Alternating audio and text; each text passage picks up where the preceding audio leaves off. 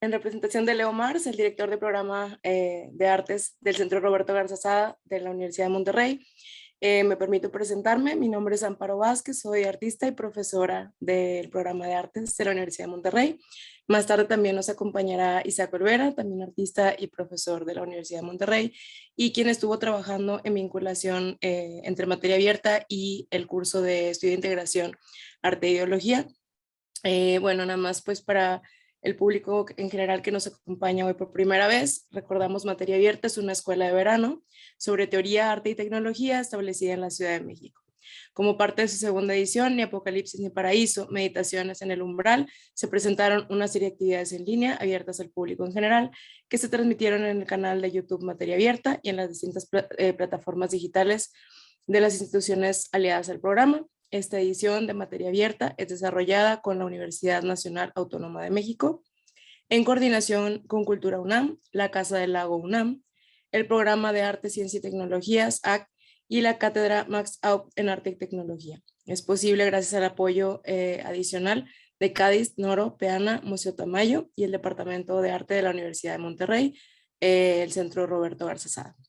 A continuación vamos a escuchar a Mónica Hoff y Eva Pozas, curadoras de esta segunda edición de Materia Abierta, y que nos van a dar una introducción a la conferencia Especular, Intervenir, Parar, cuestiones de tiempo desde claves feministas, que impartirá Verónica Gago, investigadora, docente, militante feminista, y pues de quienes Eva y Mónica nos van a dar una ampliación un poco más profunda sobre el trabajo de Verónica. Al final, pues tendremos, como hemos estado hasta ahora, ¿no? Una discusión. Estoy segura que será riquísima y pues bueno, pues es un placer estar aquí con todos, estar colaborando con Materia Abierta y pues adelante, Eva, Mónica, las escuchamos. Querida Amparo, muchas gracias por la presentación. Buenos días, tardes y noches para algunas personas. Es un gusto estar aquí, siempre digo eso, pero hoy es como la última actividad pública de esta edición de Materia Abierta, entonces tiene como un sabor muy especial, como de cierre, y también por estar con Verónica, que es una invitada así también que queríamos mucho tener en este programa y que justo va a hablar ahí de cuestiones de tiempo, desde el especular, el intervenir, el parar, ahí desde una perspectiva feminista. Este programa, acordamos Eva y yo que íbamos a hacer algo más relajado hoy, un poco también hablando de la experiencia de estas 5 semanas intensísimas, de actividades, de talleres, de seminarios y todo lo lindo que ha pasado y que al final no digerimos todavía, o sea, estamos en proceso, ¿no? Como si las cosas también no siguieran un flujo lineal, sino que estamos digiriendo las cosas a la vez, como si tuviéramos como 4 estómagos, 5 estómagos, no sé cuántos intestinos, tratando de muchas veces volver a la primera semana, por ejemplo, al taller con Denise Fejera da Silva y Valentina Desideri, y otras veces cruzando con cuestiones abordadas por Brigitte Baptiste la semana pasada, mucho del taller de escritura que vimos con J.D. Plucker. Y entonces creo que hoy, además de ser un cierre, hay algo también en lo que propone Verónica que de alguna manera lo hace de una forma muy potente y hermosa. No quiero monopolizar porque es muy fácil que me quede aquí hablando sin parar. Y Eva, que es como mi compañera, habla tan hermoso cuanto. Entonces, Eva, vamos, juntas. Ay, Mónica, gracias. No, al contrario, creo que también algo importante de compartir es que en todo este proceso de ya, como hemos dicho en otras sesiones, varios años, bueno, año y medio, 2 años casi, lo más rico ha sido estas conversaciones contigo, con Fede, con el equipo y bueno, por supuesto después con todos los invitados al programa. Entonces, si algo se va a extrañar van a ser esas, bueno, esas conversaciones, pero creo que van a seguir de alguna u otra forma. Y sí, creo que hay mucho que procesar. Estaba justo pensando que la idea de la escuela de materia abierta era ser un espacio intensivo de encuentro físico y personal, ¿no? Y en esta emisión que nos tocó fue igual de intensivo. Quizá no tuvimos la física, lo físico, la parte corporal y todo quedó en la pantalla, pero no hizo falta lo personal, ¿no? Lo personal estaba dentro, fuera, en la pantalla, mientras comíamos, el gato, el perro, el novio, las parejas, lo personal y lo íntimo que se puede crear desde el programa también estuvo desde esta plataforma, y eso también ha sido muy delicioso de compartir con los participantes. Entonces, sí, qué rico haber compartido todo esto con todos, y pasemos más bien con Verónica, que justo en estas pláticas que tuvimos con ella teníamos muy claro, bueno, o ella tenía como mucho más claro pensar en el umbral, ¿no? Que creo que ha sido ese punto en donde todos hemos estado. Estamos en el umbral entre la pantalla, pero el espacio físico, entre las diferentes zonas geográficas, pero cada quien en su rincón, en su ciudad, en su casa. Y bueno, en este caso con Verónica, pensar en la especulación como una forma de estar en el umbral o una manera de conectar. Entonces, pues bienvenida, Verónica, y muchas gracias por estarnos acompañando. Muchísimas, pero muchísimas gracias, Amparo, Mónica, Eva. Para mí es un gusto ser parte en este pedacito que me toca de esta escuela tan intensiva. Y bueno, sí, ojalá en algún momento sea también presencial en esa otra forma de la presencialidad, pero bueno, me parece que ha sido esta una manera de conocernos, de encontrarnos, ¿no? Y de, bueno, abrir un espacio de posibles encuentros. Así que, bueno, la cuestión para mi intervención de hoy, como el título que comentaron las compañeras, era especular, intervenir y parar, como tres figuras, ¿no? Que de alguna manera combinan esta cuestión de qué hacer con el tiempo, cómo se nos aparece el tiempo, cómo producir tiempo, cómo estar en el tiempo, y sobre todo estas zonas liminales, ¿no? Del entre, del umbral, de un poco la cornisa, en la que, bueno, muchas de nuestras prácticas vienen sucediendo y al mismo tiempo haciendo un esfuerzo por quedarse en esa zona liminal para ver qué podemos hacer desde ahí. Y creo que, bueno, hay algo de apropiarnos de ese verbo de la especulación que a mí me gusta mucho. Una profesora argentina muy querida, Josefina Ludmer, ella hablaba del arte de la especulación, ¿no? Y tiene una definición que a mí me gusta mucho porque dice: especular es dar una síntesis y una sintaxis a ideas de otros desde un territorio en que las usamos.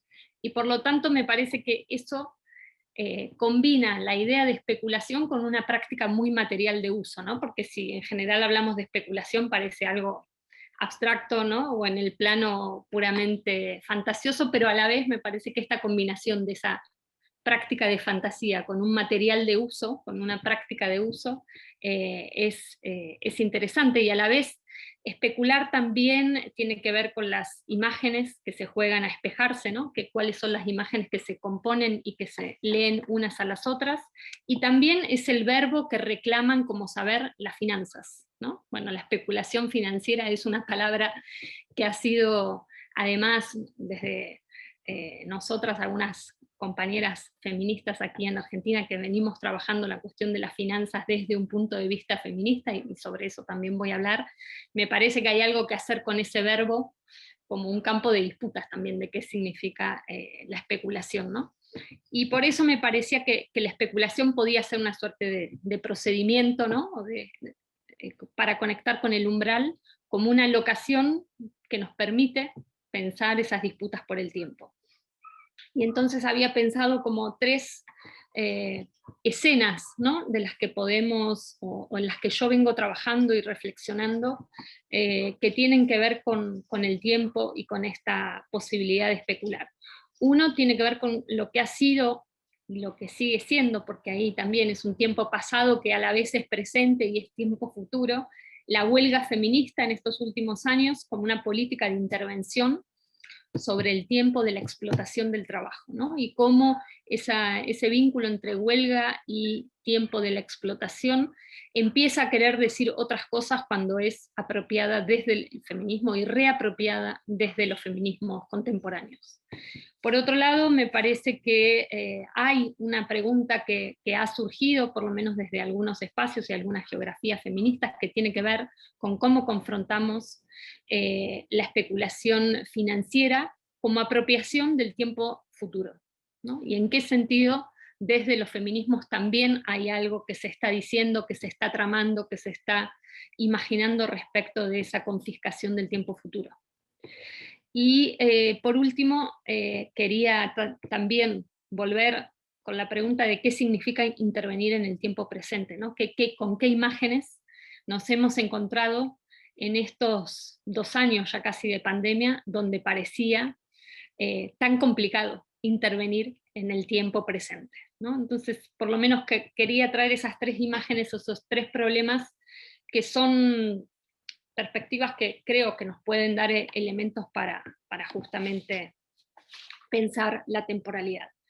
Empezaría diciendo que creo que hay un problema y un afán de temporalizar en el movimiento feminista en el último tiempo, ¿no? Cuando se habla, bueno, es un ciclo, es una ola, es un nuevo momento, no, no hablemos de ola porque eso es una temporalización eurocéntrica. Nosotras tenemos desde otras geografías, otras maneras de pensar este ciclo, pero bueno, ese afán de temporalización me parece que es algo interesante porque es un registro sensible de una novedad, ¿no? De que hay algo nuevo que está emergiendo y que en todo caso abrimos una discusión enorme de qué significa esa novedad, cómo detectar esa novedad, a qué le llamamos novedad, y creo que no es tanto una cuestión de listar, ¿no?, las características, sino tratar de entender justamente qué es lo que se está moviendo y qué está intentando producir historia en este presente,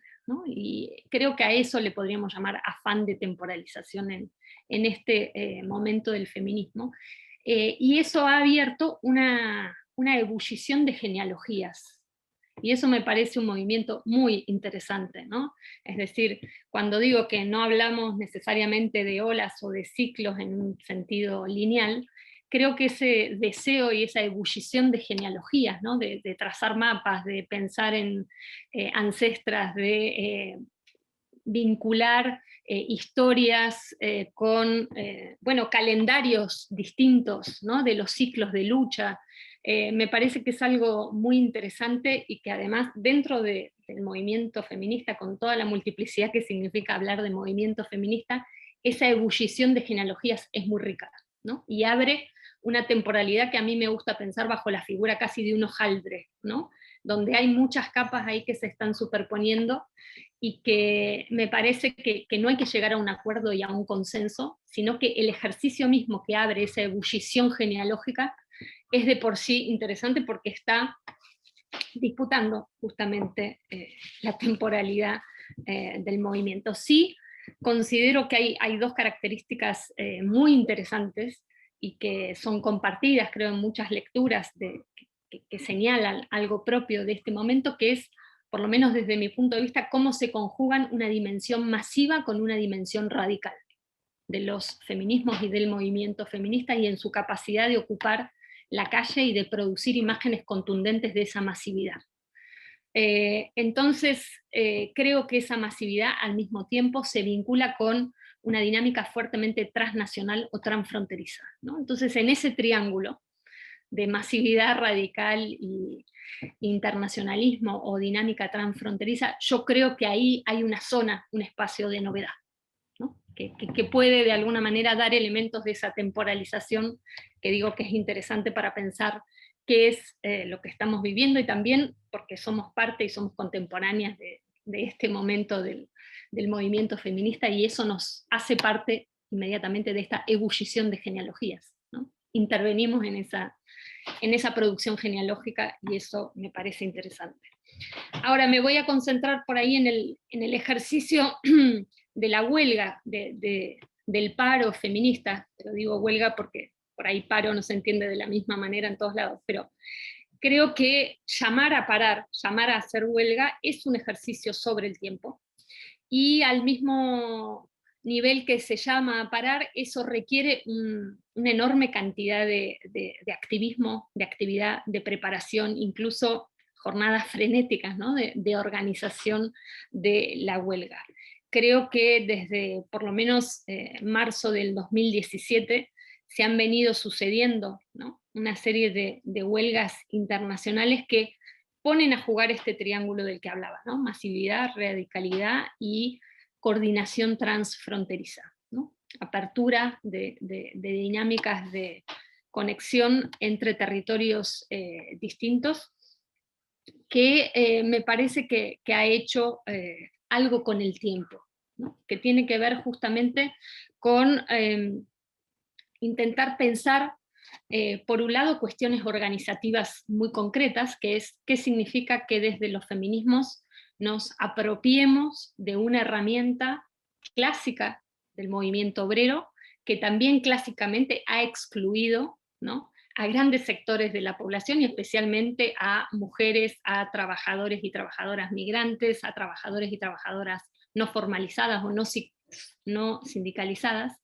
Entonces la apropiación de la huelga por parte del movimiento feminista me parece que abre toda una pregunta sobre cuál es el tiempo del paro, cuál es el tiempo de la huelga, si lo que está en discusión es justamente a qué le llamamos jornada laboral, desde quienes protagonizan la huelga feminista, es decir, trabajadoras precarizadas, trabajadoras domésticas, trabajo sobre todo de trabajadoras migrantes. Es decir, si bien el feminismo hace tiempo que viene discutiendo triples jornadas laborales para hablar del trabajo feminizado, del trabajo más precario, especialmente desarrollado por mujeres lesbianas, travestis y trans, creo que hay algo de esa multiplicidad de jornadas que se pone en tensión y se pone bajo una pregunta organizativa cuando se dice, bueno, ¿cómo paramos si trabajamos en 3 o 4 jornadas a lo largo de un día? ¿Cómo limitamos lo que llamamos jornada laboral? Me parece que hay algo ahí que es que la temporalidad en juego no coincide necesariamente con el llamado horario del trabajo o el llamado la llamada jornada laboral.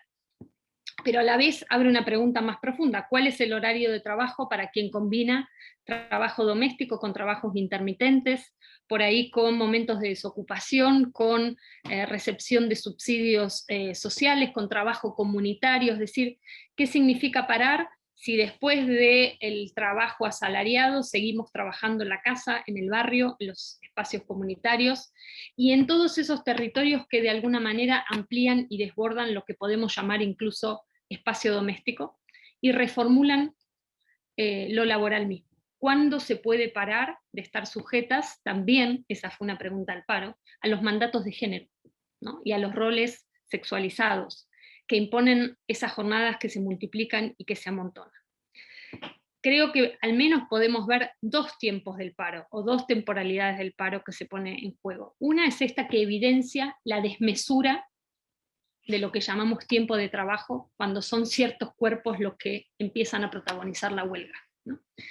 Y creo que lo que ha sido y viene siendo bien interesante de la huelga feminista es hacerle lugar a todas y a todes que históricamente no han sido contemplados o no entrarían en la convocatoria de una huelga llamada de manera tradicional, ¿no?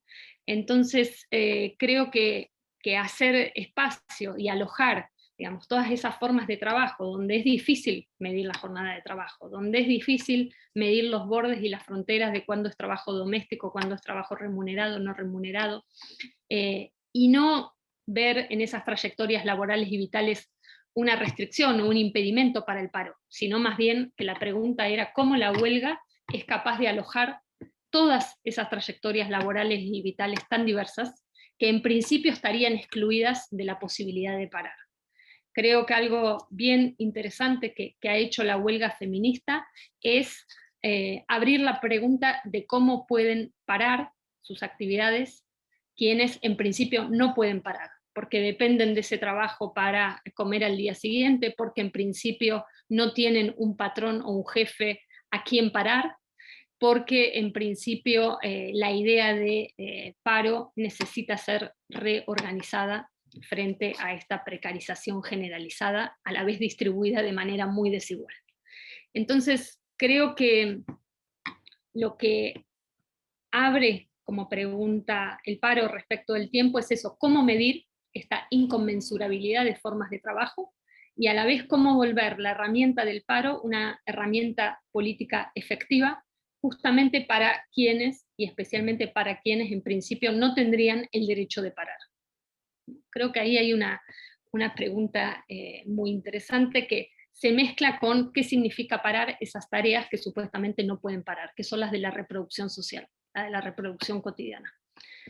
Parar en esa multiplicidad de tiempos es una sustracción, ¿no? Que parece casi imposible, porque, bueno, ¿qué significa parar cuando de lo que se trata es de alimentar, de cuidar, ¿no? De producir espacio común del que depende el desarrollo cotidiano de un barrio, de una organización?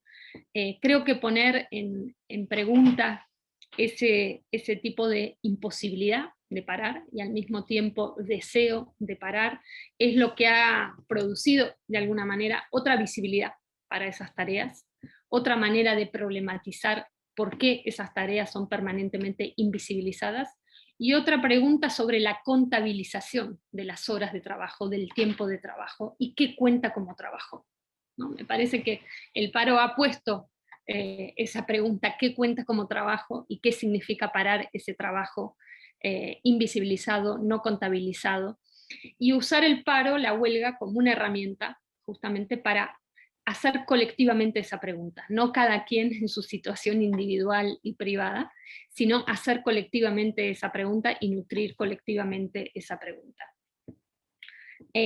Podría contar como escenas muy concretas de, bueno, qué significaban las discusiones en asambleas feministas, es decir, cuánto tiempo podemos garantizar de paro, 8 horas, 12 horas, 24 horas, ¿no? Cómo se superponían discusiones que tienen que ver con, bueno, las maneras más tradicionales de hacer una huelga, es decir, bueno, cómo podemos garantizar el corte, por ejemplo, del subterráneo, ¿no? Y entonces las trabajadoras del metro decían, bueno, nosotras podemos garantizar 8 horas de corte, pero al mismo tiempo, además de garantizar esas 8 horas, querían ir a la movilización, entonces no es solo esas 8 horas, sino también hacerse el tiempo para poder participar en la movilización, y hacerse el tiempo el día anterior para preparar los carteles para llevar a la movilización, ¿no? Entonces, creo que hay algo de esa distinción de cantidad de horas de paro que se fue abriendo y se fue también elaborando a partir de consignas, por ejemplo,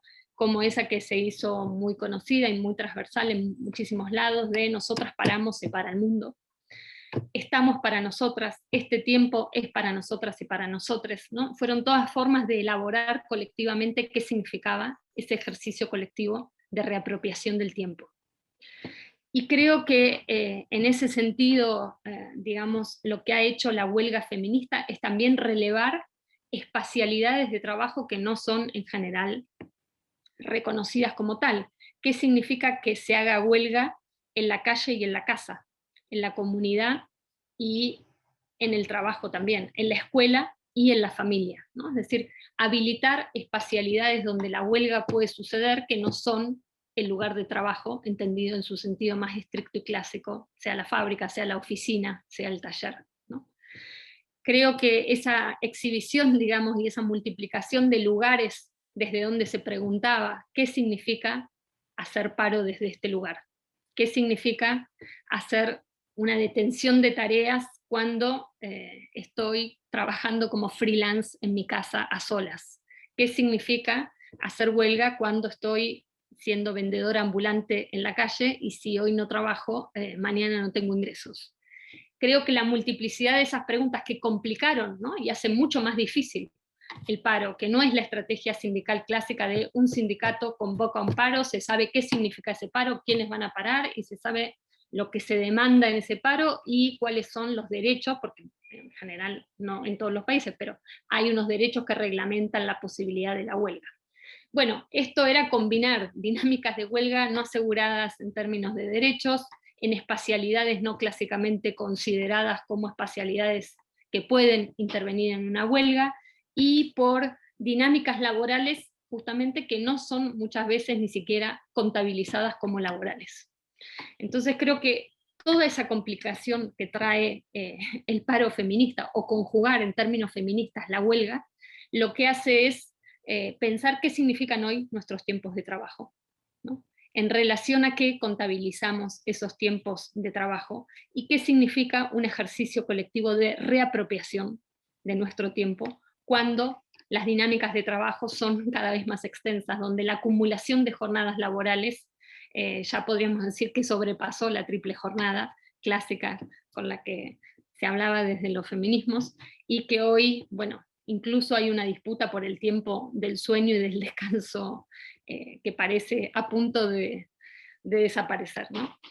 Entonces creo que la huelga feminista sí puede pensarse como un umbral donde todas estas preguntas se hicieron lugar, ¿no? Se dieron tiempo, y una experiencia también donde la huelga misma trastoca su definición de fecha, ¿no? No es solo el 8 de marzo, no está encapsulado en una única fecha del calendario, sino, y ahí es algo que a mí me parece bastante estratégico pensar, es cómo pensar la huelga el 8 de marzo, no solo como un acontecimiento, ¿no? Como un número rojo en el calendario, sino como un proceso que tiene en una fecha concreta un momento de masividad, de visibilización, de toma de calle, de tomas de distintos espacios muy potente, pero que a la vez tiene una temporalidad otra, que es la de proceso.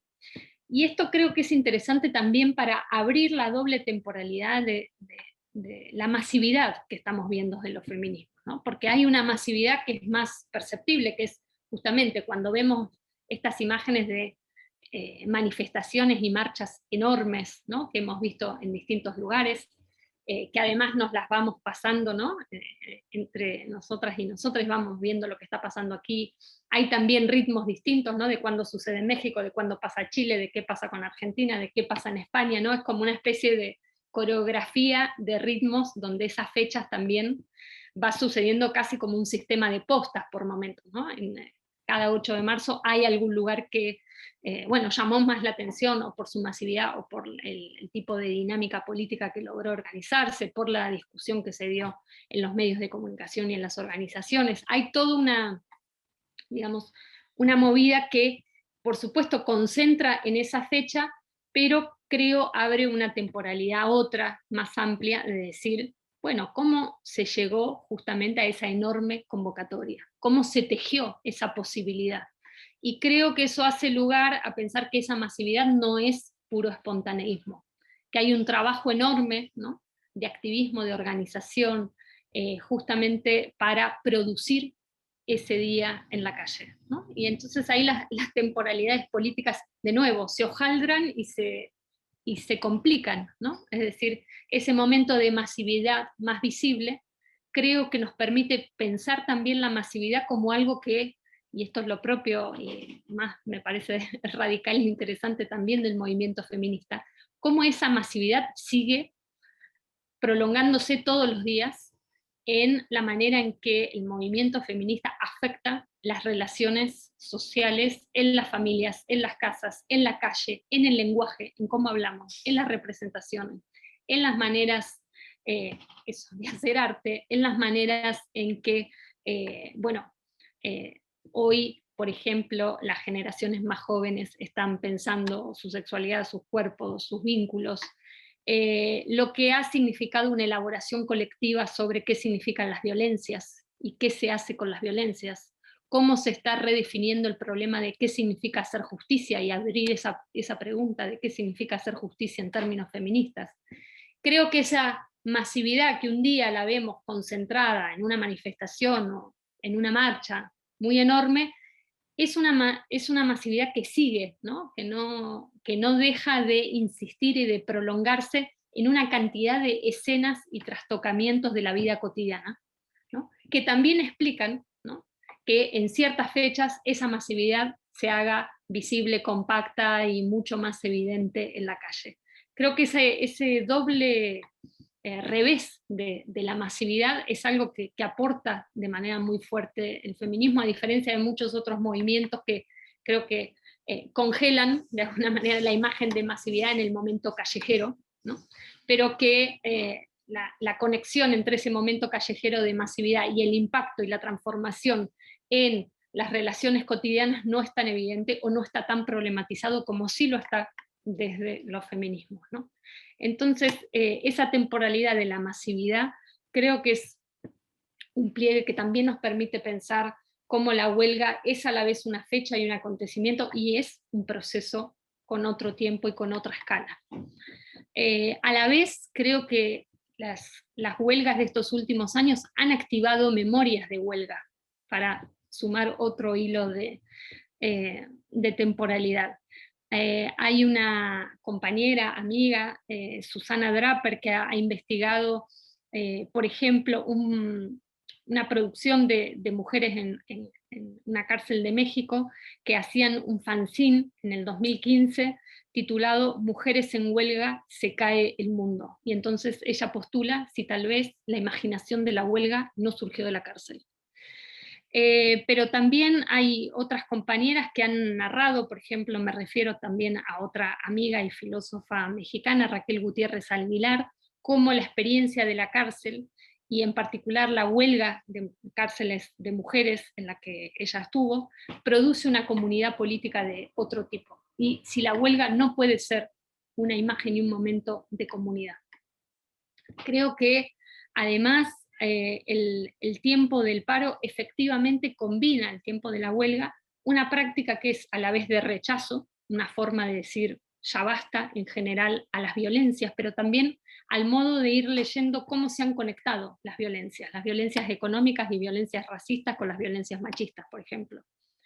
Es un rechazo también al agotamiento físico y psíquico que sostiene hoy precariedades extenuantes. Es un no, es una manera de decir no a las formas en que esa multiplicidad de tareas no garantiza autonomía económica y se refuerza más bien como trabajo obligatorio y gratuito. Es un rechazo a esa invisibilidad de los esfuerzos, a las labores que justamente estructuran un régimen político que se sostiene en el desprecio sistemático de estas tareas. Siempre yo cito una compañera que en una asamblea dijo: yo lo que quiero es que se note mi ausencia, porque si no me sustraigo, mi presencia pasa inadvertida, ¿no? Y es una compañera que dijo: yo lo que quiero es que se note mi ausencia.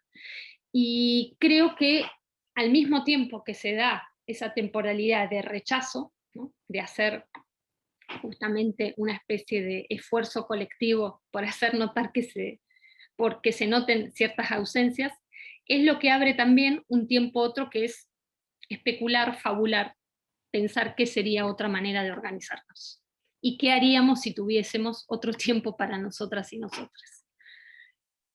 En ese sentido, me parece que esas consignas, por ejemplo, estamos para nosotras, nosotres, este tiempo es el tiempo que nos permite parar y pensar qué queremos, es el que conjuga de alguna manera la idea de una huelga como qué dejar de hacer, relevar qué tareas podemos dejar de hacer, para abrir la pregunta de qué hacer si nos liberamos el tiempo, si podríamos reapropiarnos por lo menos de ciertas dinámicas de tiempo. Creo que estas múltiples preguntas que al menos desde el 2017 creo que son compartidas en muchos lugares, a la vez con la pandemia la huelga parece ponerse en disputa de un modo extraño. Podríamos decir que el freno de mano, sobre todo los primeros meses al mundo que se activó con la pandemia, parece una suerte de simulacro de huelga. no deja de ser llamativo una suerte de inversión, ¿no? De quien dice que hay que parar, de esa detención o de esa imagen de detención a nivel global que se tuvo sobre todo en los primeros meses. Y aún así, aunque ese parece un llamado desde las, digamos, autoridades sanitarias, epidemiológicas, gubernamentales, a parar, al mismo tiempo hemos visto que la pandemia no dejó de llenarse en su interior de llamados a huelga. Huelgas de alquileres, huelga de los trabajadores de Amazon, huelga de los trabajadores de la salud, huelga de las trabajadoras docentes, maestras, huelgas de estudiantes. Las compañeras feministas de Chile han dicho que teníamos que reclamar una huelga de las tareas que no sean esenciales para la reproducción de la vida, que esa era la dinámica que podía tomar una huelga en plena pandemia. La huelga en tiempos de coronavirus es efectivamente, como idea de detención, un elemento que pasó a estar en disputa. Por un lado, ese paro, esa huelga que veníamos haciendo, exhibiendo sobre todo la importancia de los trabajos feminizados y clásicamente invisibilizados, se volvieron los más relevantes, ¿no? Se volvieron justamente los esenciales que no podían parar. Lo que todo se podía detener, menos esos trabajos de reproducción esenciales. Y al mismo tiempo, entre muchas compañeras tratamos de pensar qué significaba hacer huelga hacia la extracción de rentas, es decir, huelga de alquileres, huelga del pago de hipotecas, qué pasaba cuando justamente ya no se podían pagar esa extracción permanente de deudas. Frente a las tareas esenciales, lo que vimos es que la renta financiera e inmobiliaria era lo que no quería parar, lo que más bien se incrementaba. Creo que así podemos ir relevando cómo se ha redefinido y acelerado el campo de batalla del capital contra estas dinámicas de reproducción de la vida durante la pandemia, cuáles han sido los trabajos declarados esenciales, cómo el vocabulario forjado y popularizado por los feminismos ha sido fundamental para visibilizar esos trabajos esenciales, y cómo al mismo tiempo la cuarentena amplifica la escena de la reproducción social. Es decir, que evidencia cuáles son esas infraestructuras que sostienen la vida personal y colectiva y qué grado de precariedad soportan. Hemos visto, y se ha de nuevo visibilizado a nivel global, lo que significa precariedad en la infraestructura educativa, sanitaria, habitacional, alimentaria. ¿Cuáles son las dinámicas imprescindibles justamente y qué significa declararlas imprescindibles y a la vez remunerarlas o no remunerarlas? Creo que justamente toda esa experiencia, análisis, diagnóstico, pero también forma de organización política que la huelga fue visibilizando, exhibiendo, discutiendo, tomó un protagonismo inusitado con la pandemia, ¿no? Pero bajo esta paradoja de justamente son esas tareas las que no pueden parar, y a la vez son las que evidencian mayor nivel de precariedad y las que soportan por ahí más reconocimiento simbólico moral, pero menos reconocimiento salarial y de derechos, ¿no? Entonces creo que ese también es un tema y un problema para pensar desde la perspectiva o desde la lente de la huelga feminista, porque es el movimiento feminista el que viene haciendo una pedagogía sobre qué significa reconocer estas tareas y qué significa profundizar los diagnósticos de violencia, tomando a la precariedad como una economía específica de la violencia. Una de las consignas que en particular desde Argentina, pero no solo desde Argentina, pero hablo desde mi experiencia aquí, vinculamos fuertemente a la huelga fue la lucha contra la deuda, ¿no? ¿Qué significa que decíamos vivas, libres y desendeudadas nos queremos? Incluso en la huelga internacional del 8 de marzo del 2020, o sea, antes justo de que se declarara, por lo menos aquí, la pandemia y el confinamiento, la consigna general de la huelga fue: la deuda es con nosotras y nosotres, ¿no? Reclamando, digamos, que nosotras y nosotres somos les acreedores, acreedoras, ¿no?, de una riqueza social y que nos deben a nosotras y a nosotres.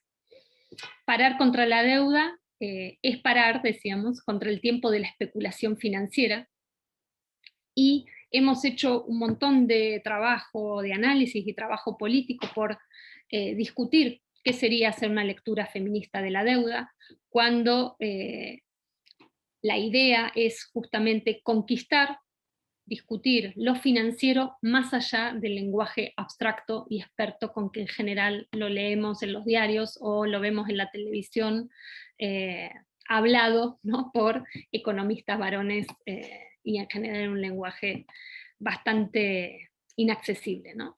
Entonces, en primer lugar, poner a discutir las finanzas en términos de conflictividad y como algo que teníamos que discutir en términos de autodefensa de nuestras autonomías, ¿no? Decíamos, bueno, hay algo de lo financiero que va contra nuestras autonomías. Tenemos que pensar en qué sentido la deuda se apropia de nuestro tiempo, en qué sentido la deuda logra involucrarse, y sobre todo el sobreendeudamiento doméstico logra involucrarse con estos trabajos que la huelga feminista ha evidenciado y ha puesto de relieve. Así hemos, digamos, hecho un trabajo de visibilización y también de cartografía política con distintas organizaciones de cómo la deuda y el endeudamiento privado, que es una traducción de los mandatos de austeridad que la deuda externa impone en los distintos países, en nuestros países, es un vínculo fundamental, ¿no? Hay algo que a nosotras nos parece muy, muy importante, que es mostrar esa conexión entre deuda externa, o llamada deuda soberana o deuda de los gobiernos, y su traducción en la obligatoriedad que pasa a tener la deuda doméstica. Es decir, cuáles son las condiciones que producen las políticas de austeridad que hace que el empobrecimiento colectivo sea cada vez mayor y la deuda doméstica, personal, familiar, llamada privada, se convierte en una obligación para la resolución de la vida cotidiana. Es decir, nuestra economía cotidiana depende cada vez más de completar ingresos cada vez más bajos y devaluados con deuda. Y es una deuda que lo que hemos visto en Argentina, pero creo que esto es una reflexión que se puede ampliar más allá de Argentina, es cómo esa deuda cotidiana, que además mezcla distintas dinámicas de endeudamiento doméstico con los bancos, con las tarjetas de crédito, con las agencias de préstamo, con las dinámicas de préstamo informal en zona gris con préstamos ilegales en distintos territorios, ha sido, ¿no?, la manera de gestionar la economía cotidiana, ¿no?, y de responder y hacernos cargo en términos individuales, familiares y desde cada casa de la crisis y de la devaluación de los ingresos y de la precarización generalizada. Entonces, esta manera en que las finanzas, y este es el verbo que usamos con Lucy Caballero, con quien hacemos este trabajo, aterrizan hoy en las economías más precarizadas. Eso que parece tan abstracto como es el dispositivo de la deuda, finalmente necesita de cuerpos y territorios concretos para aterrizarse, ¿no?, para extraer valor. A nosotras nos parece que es fundamental entender por qué justamente la deuda se involucra hoy especialmente como deuda doméstica con las economías no asalariadas, con las economías consideradas históricamente no productivas, con las economías especialmente protagonizadas por mujeres lesbianas, travestis y trans, y cómo se vincula el sobreendeudamiento doméstico con lo que podríamos decir la privatización de las distintas esferas de la reproducción de la vida. Es decir, privatización de la educación, privatización de la salud, privatización de los servicios desde la conectividad a internet hasta las tarifas dolarizadas de los servicios básicos, como toda esa, digamos, despojo, podríamos llamar, de infraestructura pública, termina siendo asumido en términos privados por endeudamiento de cada uno de los hogares, ¿no? Entonces, a eso le hemos llamado dinámicas de colonización de la reproducción de la vida por medio de dispositivos financieros, que en particular los que trabajamos tiene que ver con el endeudamiento doméstico. Son todas dinámicas que se han recontraacelerado durante la pandemia, ¿no? Que justamente lo que ha provocado la crisis de empleo, la crisis de caída de ingresos, la crisis justamente habitacional, la crisis alimentaria, lo que ha hecho es que la deuda doméstica aparezca cada vez más como un salvataje, como una medida perversa de solución de la urgencia y de la emergencia aquí y ahora. En ese sentido, hay una disputa sobre el tiempo que me gustaría explicitar y detenerme unos minutos, que hace justamente la deuda.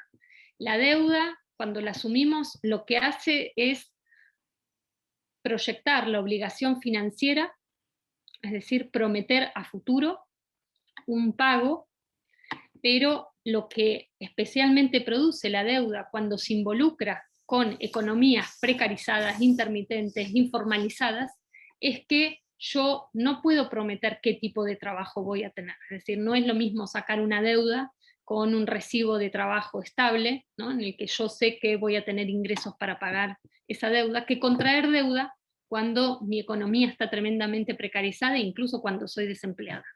Entonces, ¿qué significa contraer una obligación financiera cuando no tengo asegurada a futuro los ingresos? Ahí lo que vemos es que la deuda pasa a ser un dispositivo interno de aceleración de la precariedad. Es decir, yo voy a tomar cualquier tipo de trabajo, voy a sumar distintos tipos de trabajo, con tal de poder cumplir la obligación financiera. Entonces la deuda se convierte en una suerte de patrón, ¿no? De jefe oculto, que va a estar comandando, ¿no? Mi compulsión a la precariedad, mi compulsión a sumar 1, 2, 3, 4 trabajos, mi compulsión a incluso, esto es otro tema, ¿no? Pero podríamos decir, es un dinamizador también de las economías ilegales en distintos territorios, la obligación financiera. Pero lo que hace sobre todo es que subordina ese tiempo a futuro, y sobre todo me obliga a futuro a tomar estos trabajos cada vez en peores condiciones. Esto me parece que es una cuestión fundamental para pensar qué es lo que hace la deuda con el tiempo, porque a diferencia, podríamos decir, como lo han trabajado distintos autores y autoras, el salario, como estructura tradicional, lo que remunera es un trabajo que yo ya hice, ¿no? El salario que cobramos a fin de mes se nos paga por algo que ya hicimos. La deuda nos adelanta dinero por un trabajo que tendré que hacer a futuro. Pero entonces lo que tiene que asegurar el dispositivo financiero es que yo efectivamente ese trabajo lo voy a hacer. ¿Y cómo asegura que ese trabajo lo voy a hacer si incluso me están ofreciendo crédito y deuda sin tener un trabajo fijo? Ahí me parece que es fundamental pensar cómo se articulan las distintas dinámicas y dispositivos de obediencia y de precarización para que esa obligación del endeudamiento efectivamente se cumpla, ¿no? No solo en términos de imaginario moral de lo que significa honrar las deudas, sino cuáles son todos los mecanismos violentos que harán que yo tenga que cumplir con esa obligación financiera, y cuál es la economía también de violencia que moviliza el endeudamiento compulsivo en los distintos territorios. Esto es algo que para nosotras ha sido fundamental discutir desde el feminismo, por un lado, como les decía, por sacarle del lenguaje experto, ¿no? En general los varones economistas hablar de estas cosas. Por otro lado, por entender cuáles son los efectos concretos de eso que parece muy sofisticado, como es la estructura financiera y las letras chicas que leemos en el resumen de la tarjeta de crédito cuando nos ofrecen un crédito a sola firma, cómo eso opera en la vida cotidiana, cómo estructura comportamientos en la vida cotidiana, y sobre todo ese desfasaje temporal con el que juega permanentemente la deuda, que es, me resuelve aquí y ahora una urgencia, y a futuro quedo confiscada, ¿no?, a cierto tipo de obligación que cada vez exigirá más. Eso es algo que, no quiero extenderme muchísimo ahora, pero que está condensado además en la figura de la tasa de interés, que después podemos charlar de eso, que parece algo técnico, pero no es nada técnico. la tasa de interés, especialmente, además, la diferencia de por qué los sectores más empobrecidos pagan mayores tasas de interés, es simplemente una cuestión política de evaluación del riesgo y de caracterización política de quiénes son las poblaciones, entre comillas, riesgosas, por las cuales prestarle dinero supuestamente es más caro, lo cual es todo un artificio. Pero esta cuestión de cómo se vincula la deuda y la precarización del trabajo, para nosotras ha sido algo también importante e interesante de problematizar desde la huelga feminista, ¿no? Porque también la pregunta era, ¿qué significa que como trabajadoras precarizadas estamos cada vez más endeudadas? ¿Qué significa juntar la condición de trabajadoras, incluso desocupadas, con que estamos cada vez más endeudadas para sostener la vida misma? ¿Qué significa que las deudas registradas, por lo menos en Argentina en el último tiempo, en términos de deudas domésticas, están destinadas principalmente a alimentos, medicamentos y vivienda? Es decir, no es ni siquiera una deuda extraordinaria para hacer frente a algún evento excepcional o alguna compra especial o particular, ¿no? Es deuda para la vida misma, para la vida cotidiana. Esto, como les decía, en la pandemia, la investigación que venimos haciendo tiene que ver con justamente mostrar el incremento de deudas en pandemia, junto al incremento del trabajo reproductivo, como decía antes. Esto genera también una situación bastante dramática y paradojal, que es, bueno, en general son las mujeres las que han perdido mayor ingreso, porque han visto, digamos, su obligación de repliegue en las tareas de cuidado mucho más exigida a nivel en los hogares y en los territorios comunitarios, y a la vez son las más endeudadas, son las mayores titulares de deuda. Entonces esa situación de mayor confinamiento, mayor trabajo reproductivo en hogares y territorios y mayor endeudamiento, nos parece que, bueno, es una cuestión fundamental para problematizar y para poner en disputa justamente si leemos que la financiarización de la vida es también una dinámica de control del tiempo, ¿no? Y de control de nuestra capacidad de reapropiación de ese tiempo, que fue ese ejercicio que me parece puso también en juego la huelga feminista, ¿no? Que significa reapropiarnos del tiempo.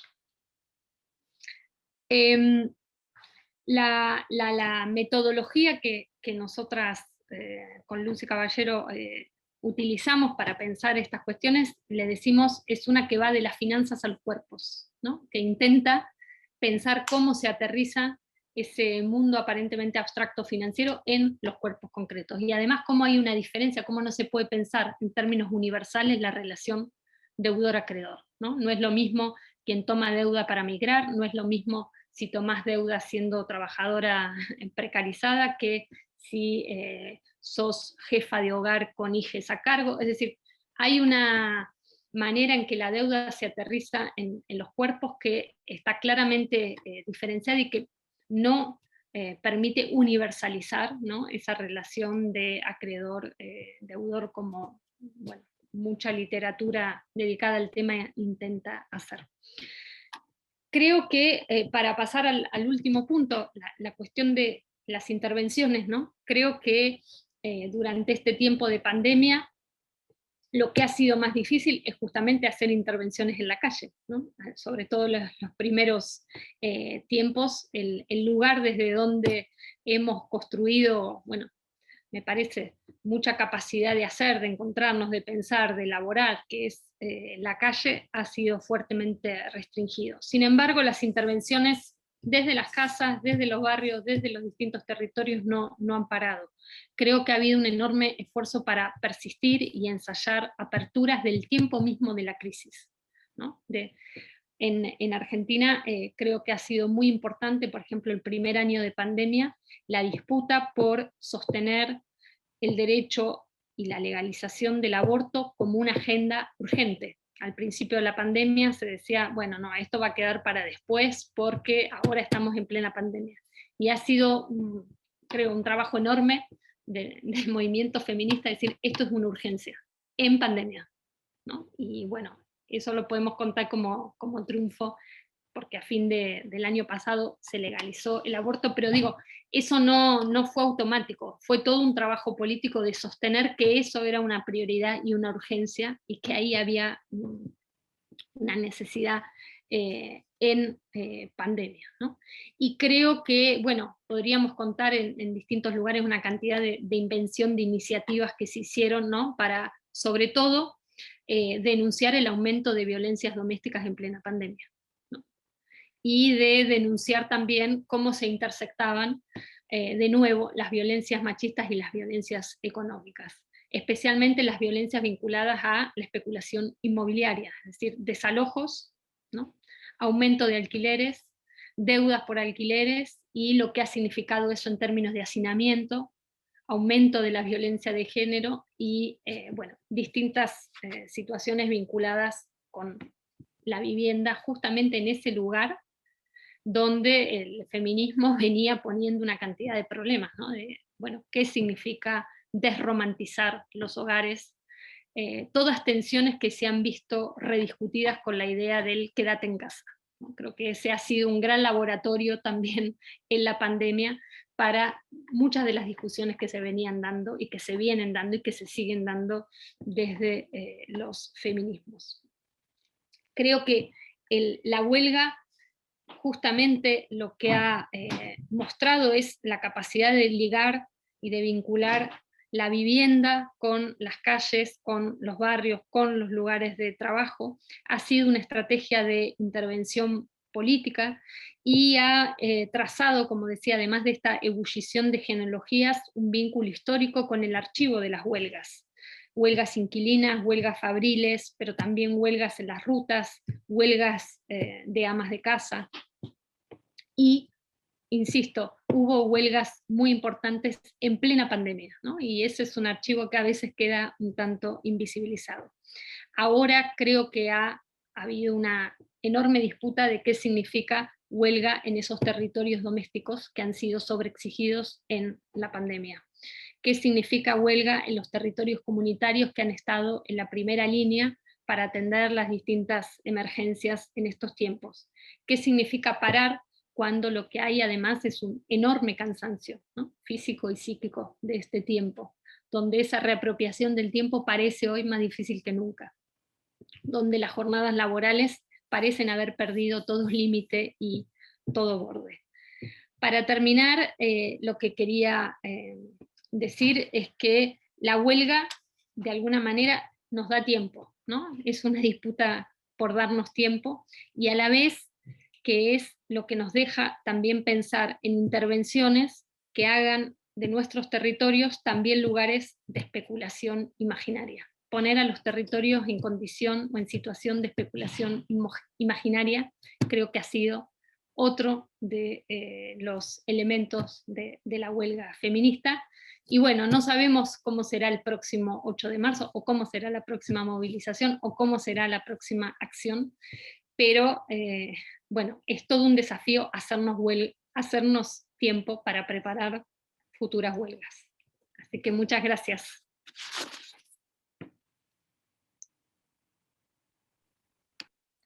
Gracias a ti, Verónica. Bueno, qué lindo escucharte. Estamos hace 3 días, no así juntas, pero qué lindo escucharte una vez más. Mónica. Yo pensaba, no, sí, como pensé, no, has seguido con muchas de las cosas que hablamos en los últimos días, pero también te fuiste a un otro lugar como una bomba, ¿sí? Qué lindo y qué potente escucharte. Yo tomé notas de muchas cosas. Ahora la idea es abrir a la conversación. ¿Quién quiere hacer preguntas? Yo tengo algunas preguntas, creo que Eva también, Fede, pero está abierta la conversación para quien quiera ahí compartir comentarios o hacer preguntas a Verónica. Aquí estamos, ¿no? Juntos, no en la calle, pero estamos aquí en esta cosa llamada Zoom. Cada quien en su cuadrado, en su geografía. Quedé pensando mucho sobre eso, ¿no? Sobre cuando hablabas justo, bueno, muchas cosas, pero en algún momento preguntaste qué consideramos tiempo de trabajo, ¿no? Y yo quedé preguntándome qué consideramos trabajo hoy, porque todo se mezcla, ¿no? El trabajo productivo y reproductivo se mezclan de una manera que ya no sabemos más ubicar dónde está uno y dónde está el otro. La mesa, ¿no? Donde cenamos es la mesa de trabajo. Hacemos justo armando ahí las ollas en el horno y en la cocina, y los baños son haciendo reuniones también, o sea, es toda esta situación rarísima y que va tomando una forma muy violenta, ¿no? O sea, sí, también quedé mucho, porque hablamos estos 2 últimos días alrededor de esta palabra, ¿no? De la violencia. Pensé mucho, por ejemplo, en el proceso que vivimos en Brasil y el proceso político que vivimos en Brasil, o sea, estos últimos 2 años, con este señor ahí como presidente, y también eso que en aquel momento de las elecciones no lográbamos entender por qué esta, ¿no? Esta figura. Y, y creo que porque por la violencia, porque acciona diferentes niveles de violencia, o sea, trabaja desde diferentes niveles de violencia, ¿no?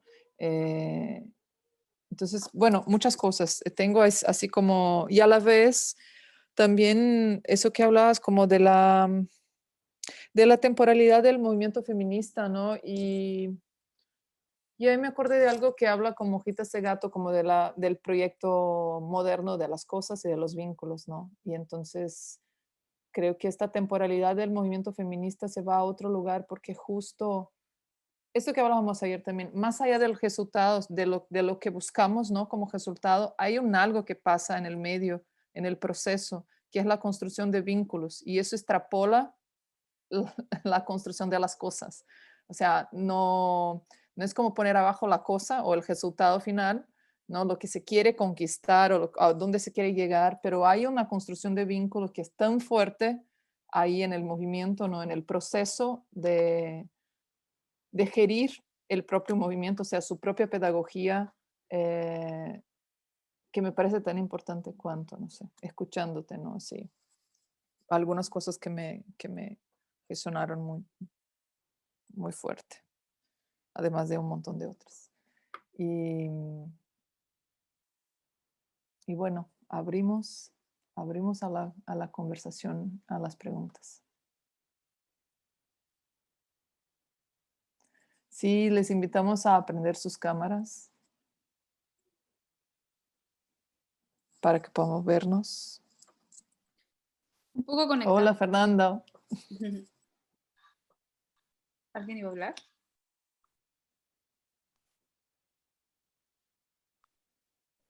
Creo que un poco...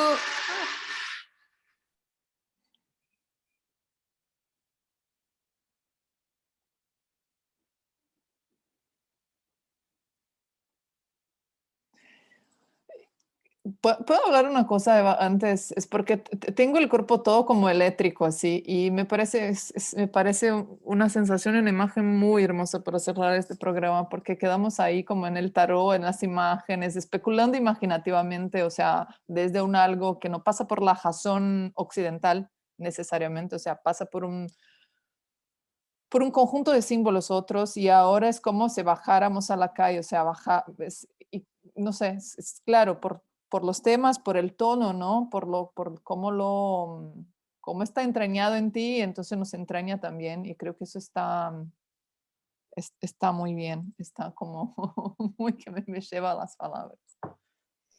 Y creo que ya, justo, creo que ese fue un gran ejemplo de introducción a lo que quería decir, que Mónica o sea, Mónica mencionando que no podemos encontrarnos en la calle, ¿no?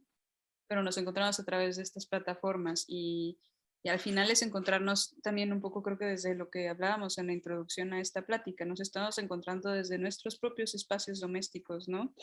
Y ya, o sea, sí, estoy entre como con crisis de ansiedad de esta plática y emoción de también escucharte, Verónica. Creo que también conectando como con ideas de las otras 2 sesiones que tuvimos con el grupo, Sí, me quedo pensando en cómo podríamos aplicar esta huelga, la huelga feminista, la huelga desde justo estos espacios domésticos, pero también desde estas plataformas, ¿no? O sea, justo sumado a las plataformas digitales en las que estamos siendo parte de de procesos extractivistas. Y ya, quizá por ahí va un poco mi pregunta, de qué opinas o cómo lo ves.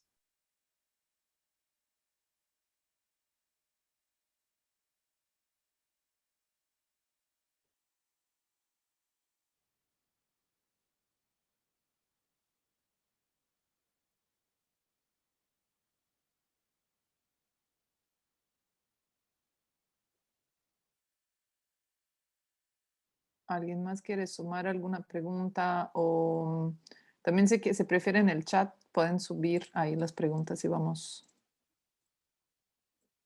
O comentarios, ¿no? Sin ser preguntas. Sí, exacto. O comentarios. O A mí historias, me o deja como, momentos. a mí me deja pensando bastante en México, ¿no? En donde de pronto también, o sea, habemos quienes hemos tenido la fortuna de sumarnos como a una militancia digital o un ciberactivismo, pero me deja escalofrío pensando en todas las mujeres que no pueden ni acceder a una computadora, ¿no? Y que de pronto se quedan en hogares que además como del incremento de la violencia de género, por ejemplo, pensando en el caso de las empleadas domésticas, creo que aquí en México hubo una discusión como muy grande entre la clase, entre los estratos privilegiados, en donde se debatía todavía el como, bueno, ¿qué hago con mi empleada doméstica en tanto no tengo obligaciones legales para con ella? Así llevamos, ¿no? Aquí el trabajo doméstico. Y como existía la cuestión, o sea, la pregunta, ¿no? De si seguirles pagando y como hubo personas que empezaron a exigir en medio de la pandemia, como pues vente con todas las medidas, que se volvió una frase como muy, muy común aquí en México y que a mí me causa como algo porque las medidas involucraban no salir, ¿no? Pero es como, como forzar un poco a la empleada a venir a trabajar en una condición pues que no es salubre para ninguna de las dos partes.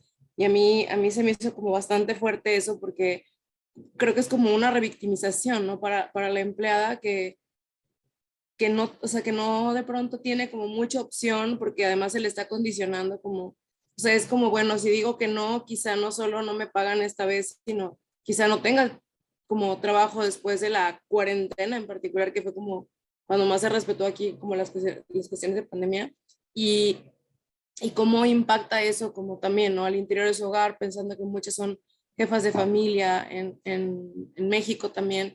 Y creo que sí, o sea, me hace bastante eco la parte como o sea, del endeudarnos como sobre la vivienda y pensar en que los estímulos gubernamentales son justo los que tienen intereses más altos y más como grandes, que vuelven más imposible la adquisición de la vivienda, me deja pensando bastante y me quedo muchísimo, Verónica, con tu pregunta al final, ¿no? Como, bueno, ante esta incertidumbre, en este como umbral un poco que estamos de tiempo, ¿cómo vamos hacia este siguiente 8M y qué condiciones podemos propiciar para que se elimine como, o sea, se vaya desdibujando esta figura como de lo subalterno, perdón, lo subordinado, lo quería decir. Eh, sí, cómo traer a la lucha a estas mujeres que no están, no tienen acceso ni desde lo digital y que muchas veces les es imposible llegar a la calle por el tipo de condiciones en las que, de trabajo especialmente, en las que se ven forzadas a veces a incrementar, a involucrarse.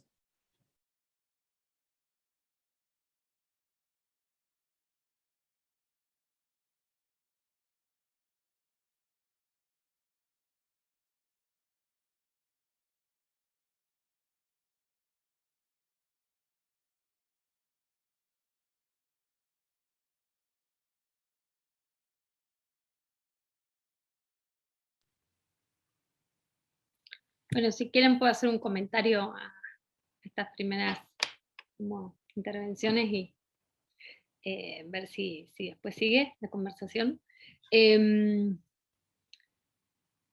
Bueno, lo que decías, Mónica, creo que es un tema que hemos venido, ¿no?, como rondando estos días de cómo se va midiendo algo de lo que clásicamente se llama eficacia política bajo nuevas lógicas, ¿no? Que en general la eficacia política está pensada eso, en ciertos resultados, en cierta traducción de demandas o conquistas que pueden cuantificarse de determinada manera, etcétera, etcétera.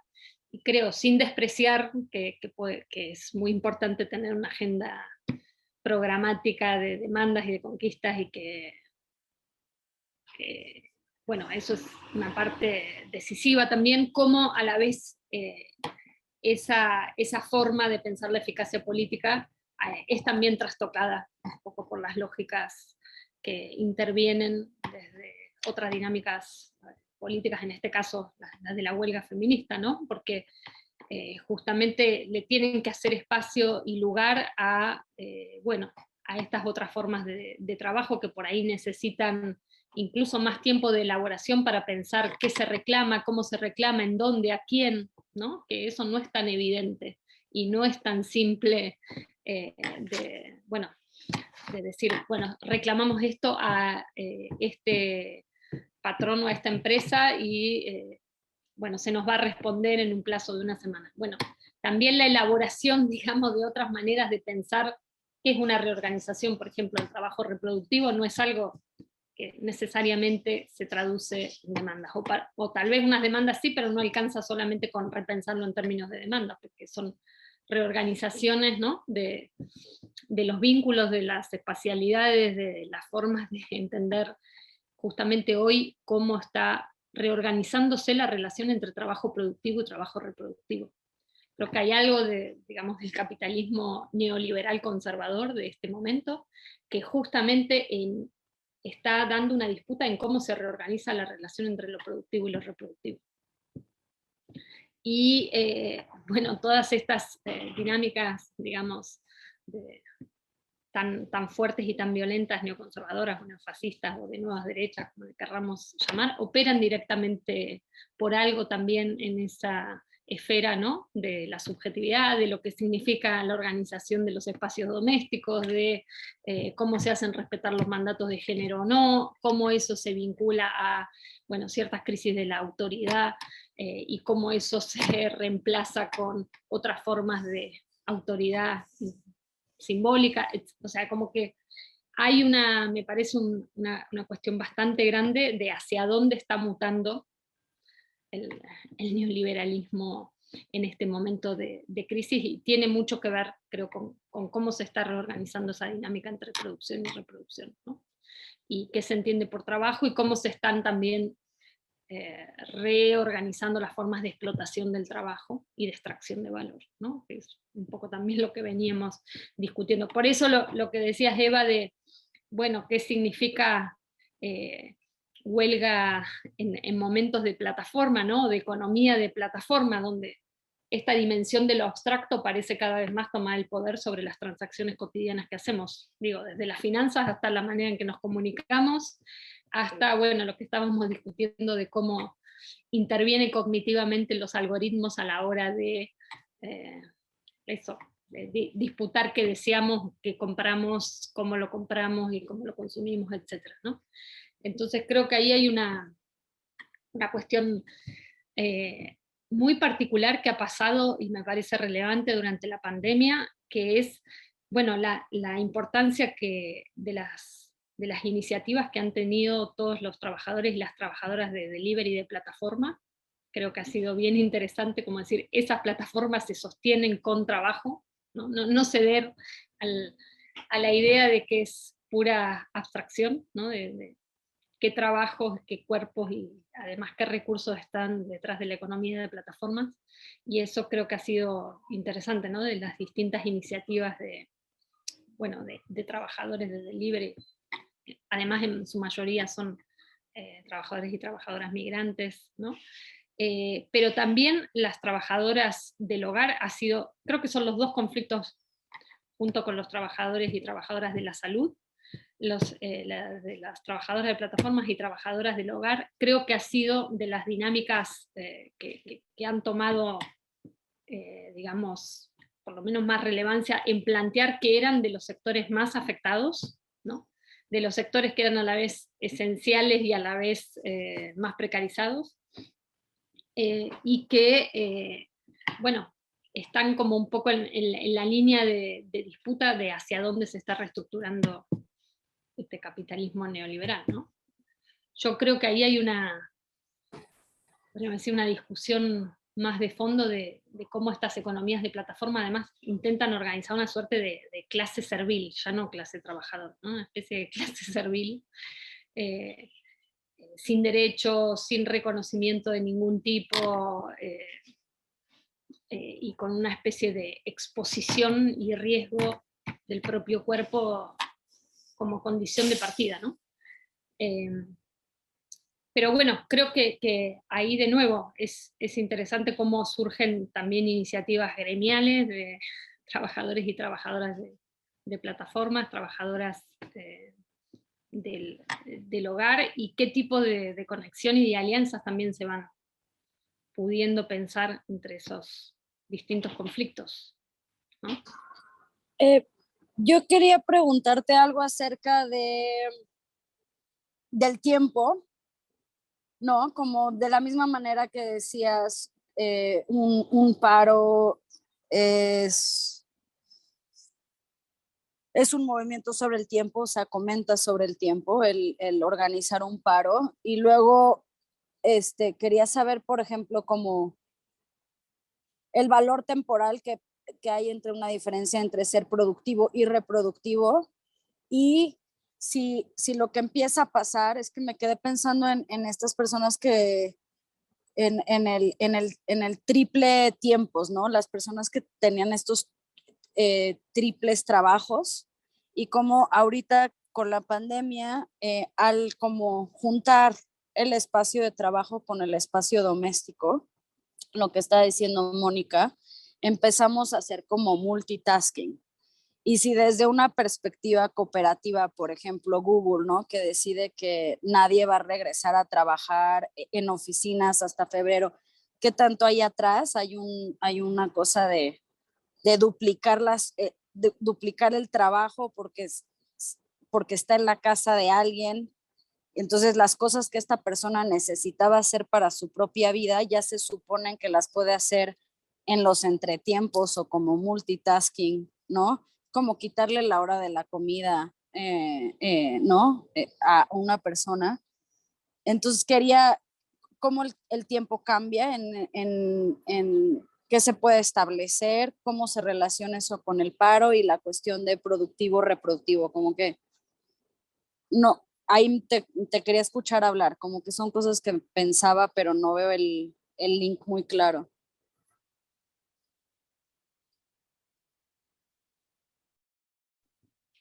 Bueno, yo creo que casi todos tenemos la experiencia ¿no? de multiplicación de tiempo de trabajo en estos momentos, y de cómo hay algo también de quienes además tenemos tareas de cuidado dentro de los hogares, tareas de escolaridad dentro de los hogares con hijos a cargo, pero también la manera en que, bueno, la virtualización de muchos de nuestros trabajos nos haya podido hacer compatibilizar una reunión atrás de otra, ¿no? Ya sin contabilizar tiempo de comida, tiempo de traslado, es decir, es un tipo de dinámica laboral que si tuviésemos que volverla a hacer presencial, yo creo que se haría mucho más difícil, porque hay una cantidad de, entre comillas, entre tiempos muertos o tiempos de traslado o tiempos simplemente de estar en la ciudad para trasladarte de un lugar a otro, que realmente parecen estar siendo absorbidos, ¿no? Por la posibilidad de captación y extracción directa de nuestro trabajo en su sentido más despojado, ¿no? Porque es, bueno, el capital, podríamos decir, ya no tiene que poner la electricidad, la computadora, los bienes clásicamente pensados capital, todo lo pagamos nosotros, lo ponemos nosotros. O sea que la reducción de costos es enorme. Pero también, digo, la manera en que hemos hecho como una especie de acordeón, ¿no? Donde podemos meter en un día una cantidad de trabajo, de reuniones, de compromisos que creo que antes, contabilizando otro tipo de desplazamiento y de temporalidad que era necesario para la presencialidad, era imposible de pensar como sostenible o como posible, ¿no? Y creo que hoy eso es uno de los puntos que hace a veces difícil volver a la presencialidad, ¿no? Si hay que combinar un horario para una reunión, bueno, la cantidad de dificultades que hoy tiene esa logística hace que incluso pudiendo ser presencial digan, bueno, no, hagámosla por Zoom, ¿no? Porque es tan difícil dar tiempo para encontrarse o para desplazarse o para ir a una reunión, o porque ya tenés supuesto que a los 10 minutos que terminaste algo ya estás disponible para empezar otra cosa, que, bueno, me parece.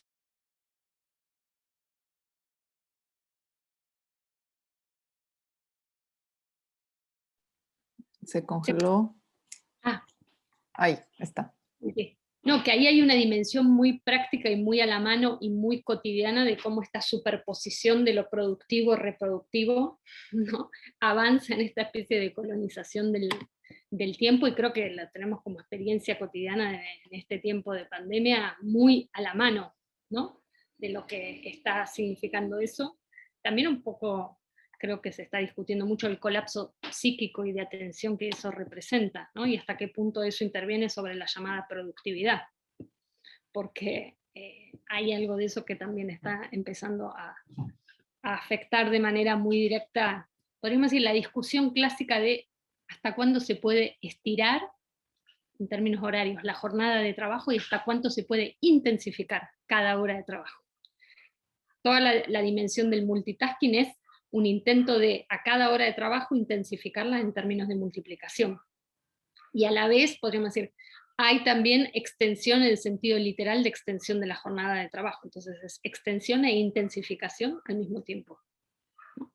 Y esa frase clásica de Marx que decía, bueno, la duración de la jornada de trabajo es la guerra civil por otros medios.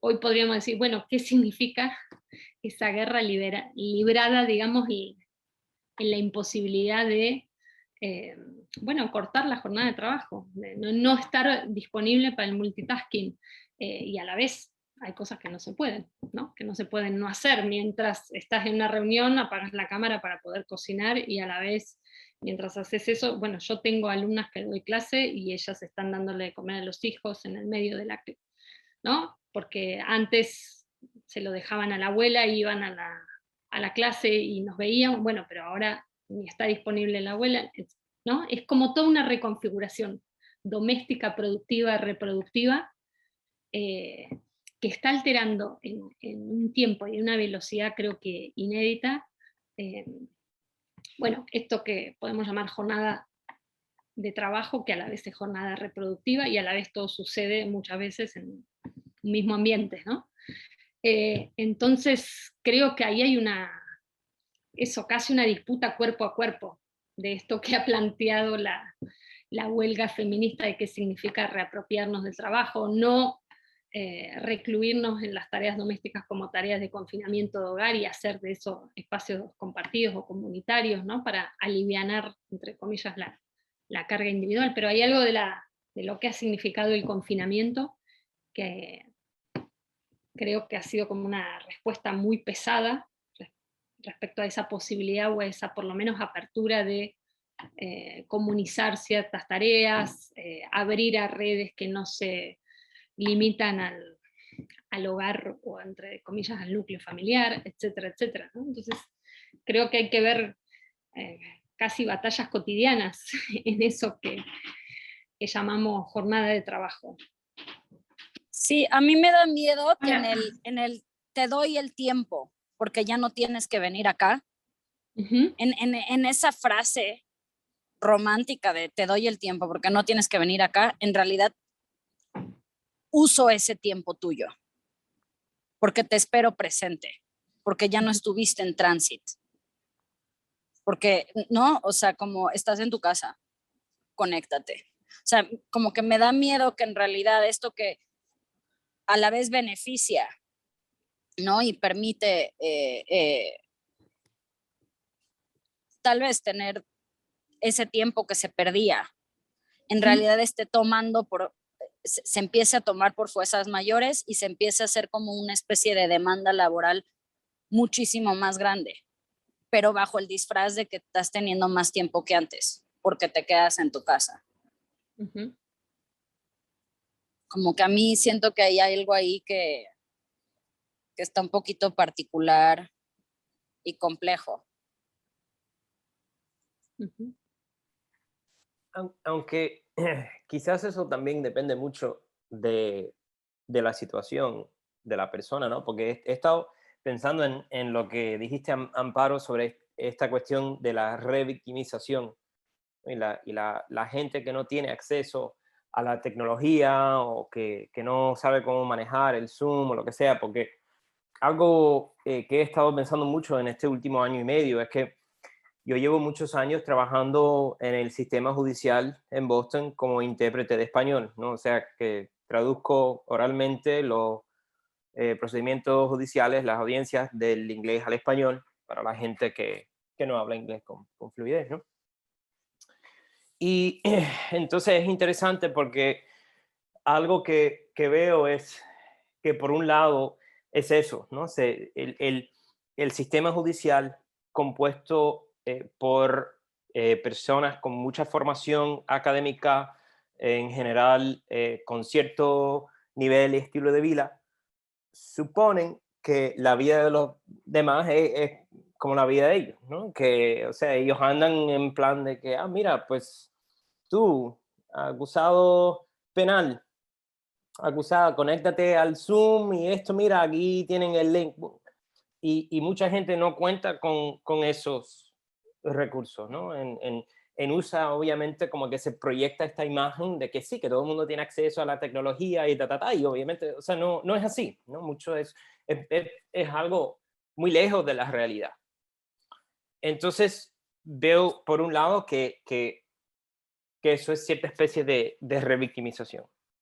Pero por otro lado, algo que noto es que el sistema judicial también falta de respetar los compromisos de la otra gente, ¿no? O sea, no es fuera de lo normal para nada que un juez le diga a alguien, oye, mira, estate aquí el día tal y tal a las 9 de la mañana y se va a llamar el caso suyo. Pues entonces la persona llega y está ahí pudriéndose todo el día hasta las 4 las 5 de la tarde y entonces llaman el caso. Entonces, ¿qué pasa? Pues esa persona ha perdido un día de trabajo que es un trabajo muy precario. Igual ya hay otra gente colándose para ese trabajo. Entonces esa persona perdió el trabajo. Entonces esa persona no puede pagar el alquiler. Entonces los hijos tampoco se pueden alimentar, etcétera, etcétera, ¿no? Y entonces una ventaja, bueno, ventaja entre comillas, ¿no? Porque tampoco sería tan simple decirlo así, es que entonces ahora esa persona puede conectarse al Zoom, a esta audiencia que en realidad igual es una audiencia de 5 minutos donde no pasa nada, que es algo administrativo nada más, donde la fiscalía simplemente dice que no está lista, lo que sea, pues entonces la persona se conecta y ya, y mantienen su trabajo, mantienen, o sea, su status quo. Pero entonces de ahí volvemos al, al mismo tema, ¿no? Pues, ¿qué tal si no tienen ese acceso? ¿No? Y entonces, por debajo de todo esto, obviamente, es una cuestión social mucho más grave, que esto es porque, o sea, eh, ¿por qué están en esta situación? ¿No? Entonces, no sé, me pongo a pensar que en todo esto de acceso a la tecnología y lo que son las exigencias laborales o no laborales, como que, no sé, creo que más que problemas en sí, aunque puede ser así, como que muchas veces más bien son síntomas de, de cosas más podridas en la sociedad, ¿no? En fin.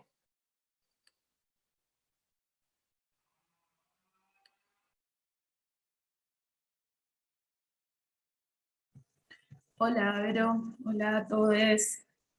Eh, Bueno, primero llegué muy tarde, disculpas, entonces no pude escuchar toda tu exposición, escuché una partecita del final, eh, y pensaba, sí, en esta multiplicidad de trabajos, ¿no? Que al menos yo, que ahora estoy de nuevo en Argentina y que vivo en Argentina, nací acá, desde, por ejemplo, el anterior gobierno, que fue como una retomada, ¿no? de lo neoliberal mucho más, con más fuerza, ¿no? Con más violencia, diría, más que fuerza, me, me dividí, me fragmenté en no sé cuántas profesiones y trabajos, y además porque vivo sola, y etcétera, y es también una economía que elijo, ¿no? Y de alguna forma,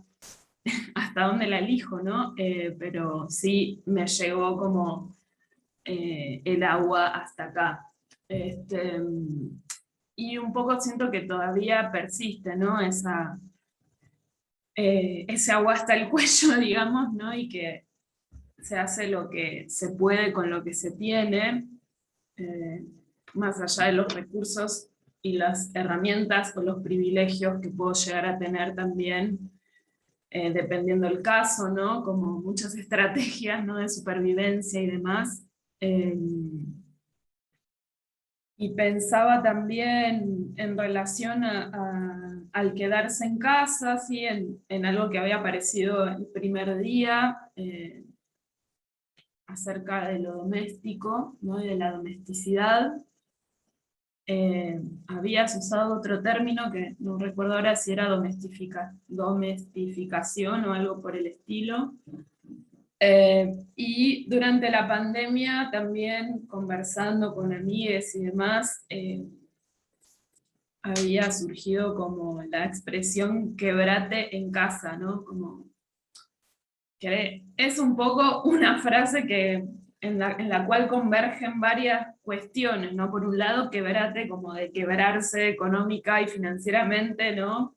Por otro lado, quebrarse emocional y psíquicamente, ¿no? Porque también muchas personas que son de mi sí, cercanas, amigas y demás, tienen problemas psíquicos, y también el hecho de tener que aislarse o confinarse empeoró ciertas situaciones. Y, y pensaba también con esta frase la relación que se puede trazar con los regímenes de visibilidad, ¿no? En los términos de quienes también tuvieron que exponer visiblemente, ¿no? Su cuerpo y su presencia en los lugares, ¿no? Para que, digamos, las cosas continúen con una especie de coreopolítica que sostenga, ¿no? Sí, la base de la economía de cualquier ciudad en la cual estamos ahora cada uno, ¿no? Y entonces, en la primera parte de la pandemia, yo estuve en San Pablo, y recuerdo muy bien también todas sí, las discusiones, las críticas, y no tanto en realidad en relación a sí, las y los trabajadores de aplicativos, de aplicaciones, ¿no? Cómo empezaron a tipo salir de todos los lugares de la periferia para llevar cosas a las casas en el centro o en la ciudad de San Pablo. Como, sí, como esa coreopolítica, ¿no? De la periferia al centro, una cosa que parece tan anticuada, ¿no? También funcionó en ese momento.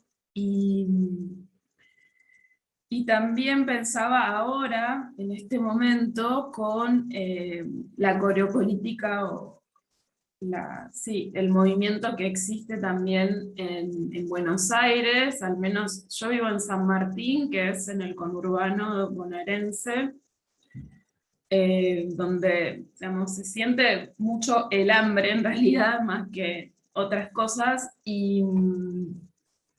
y la presencia de los carros y de la gente que sale a buscar comida, y es como esa presencia ya es un indicativo también como de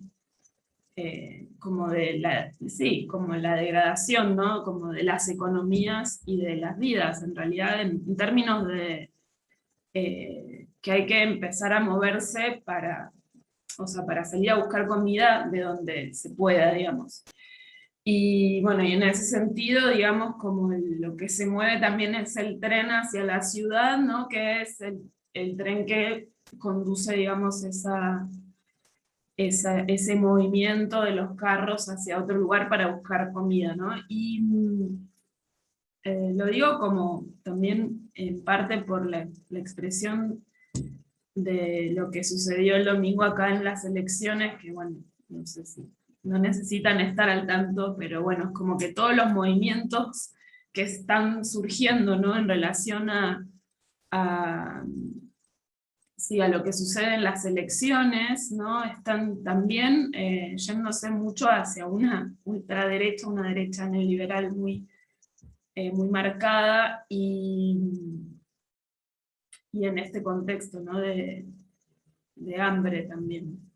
Como ese entendimiento es como, no lo tengo, no hay entendimiento a por qué, o sí hay muchas explicaciones, pero también cómo se exacerba esa violencia, ¿no? De los discursos de odio, sí, del voto a la derecha, digamos, como marcado y, y perfilado hacia eso. Bueno, gracias, Vero.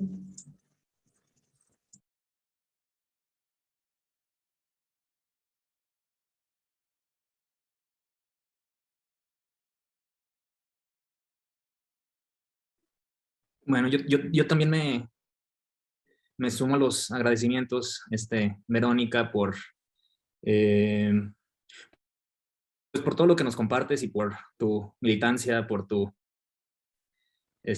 energía. Me quedé mucho pensando en lo que comentaba también Mónica al principio bueno, de lo pertinente, de lo adecuado que se con este cierre contigo. No sé, mi conexión está medio mala, voy a apagar mi cámara. ¿Me escucho? Sí. Sí, Fede, te escuchamos bien. Sí. Gracias. Perdón, es que estoy fuera de mi casa y está un poco mala mi conexión. Pero bueno, me quedé pensando en esto que decía Mónica, ¿no? De cómo pues este espacio nos invita como a bajar un poco las ideas a otros lugares, inclusive pensar en la calle como un espacio compartido y como un espacio pues lleno de posibilidades políticas. Hemos ido construyendo mucho este programa pues desde esta idea de la posibilidad de escapar como la construcción lineal del tiempo y pensar en ese rechazo de la idea del futuro, ¿no? Entonces como que quería regresar a esta idea que nos compartiste sobre la temporalidad del rechazo. De repente pensar como en la deuda nos ayuda mucho como a volver como tangible pues la noción de que el tiempo es una métrica pues absolutamente violenta y que está al servicio de los grupos con poder. ¿No? Entonces como la clave de la deuda ayuda mucho como a hablar en esto que hemos ido como construyendo a lo largo de estas semanas, que pues que tiene que ver con esto, ¿no? Con cómo el tiempo, el tiempo lineal, pues eso, impone, ¿no? Impone una serie una serie de violencias, pues en los cuerpos y en la manera en la que nos relacionamos con los espacios, etcétera, ¿no? Entonces me gustaría mucho escucharte hablar un poquito más, si se puede, o poner eso, ¿no? Sobre la mesa, esta idea de la temporalidad del rechazo, y también esta doble consigna de alguna manera, de la que hablas, ¿no? Como por un lado la exigencia de que se perdonen las deudas, de que perdonemos las deudas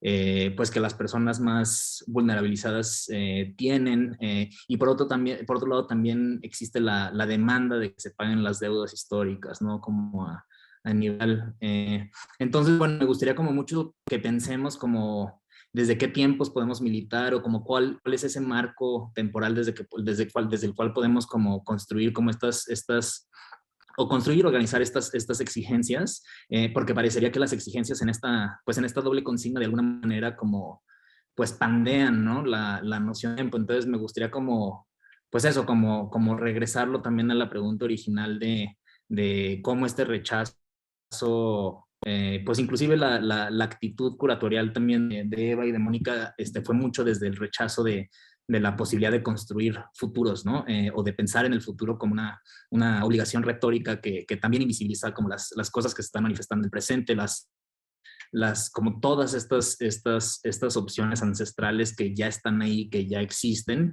y que hemos ido invisibilizando como a nivel sistémico, ¿no? Entonces creo que la pregunta es, bueno, o el deseo sería como escuchar un poquito más como cuáles son esos marcos temporales desde los cuales podemos como trabajar, organizarnos y eso, como regresar la idea de la temporalidad del rechazo de alguna manera a la conversación. Querido, creo que Verónica se cayó. No quería interrumpirte. La asusté. Va a subir, va a entrar otra vez, pero no te voy a contestar esa pregunta porque no es para mí. No, ¿Te vas de a broma. acordar cómo repetirlo todo? Exacto. Pues no, sí, se cayó al final, como cuando estabas hablando del programa.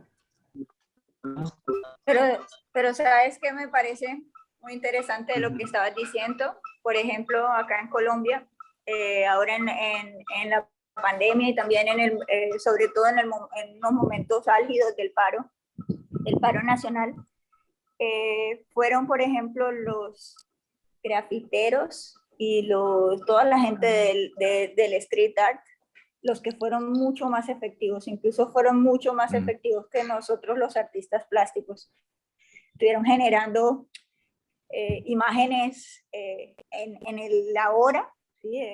Como reaccionando en el tiempo presente, como que digamos muy efectivamente, hicieron como gran apoyo, por ejemplo, a toda la fuerza de todos los indígenas que caminaron y que vinieron a la ciudad también, como en todo sobre todo en el momento en que estaban tumbando como todas las estatuas y que estaban organizados en el espacio público. Digamos que me llamó mucho la atención como la efectividad del arte callejero, que nosotros desde las artes siempre lo vemos de una forma como si fuera un arte menor, no sé, como siempre he tenido como esa percepción y me pareció que fueron como muchísimo más efectivos y que dieron como una lección temporal de efectividad, y eso me gustó, pues, de lo que, según lo que tú estabas hablando. Sí, digo, no conozco ese caso, pero pues eso me parece como interesante también, inclusive como, pues, no sé, inclusive Occupy, también hubo como mucho ese fenómeno, ¿no? Como atemporalizado, o sea, como que siento que en el ejercicio del paro, de la huelga, pues sí, como que nos relacionamos pues de maneras muy distintas, ¿no? Con la concepción del tiempo, porque al final de cuentas está como expresado o se expresa pues a través de estas otras métricas como productivista. Entonces, no sé, como me gustó mucho eso que dijo Verónica, ¿no? De la temporalidad del rechazo, y me gustaría como eso, como tratar de desdoblar eso un poquito, ¿no? Como cuál es esa temporalidad, o si el rechazo más bien de la idea del tiempo, que es un poco el ejercicio que hemos ido haciendo, nos puede un poco también como acercar, ¿no? A estas otras exigencias a lo mejor como más concretas que tienen que ver como con el perdón, ¿no? De las deudas. Pero por otro lado también la exigencia de el pago de deudas sociales históricas, ¿no? Entonces como que siento que hay una situación interesante de cómo podemos pensar el tiempo.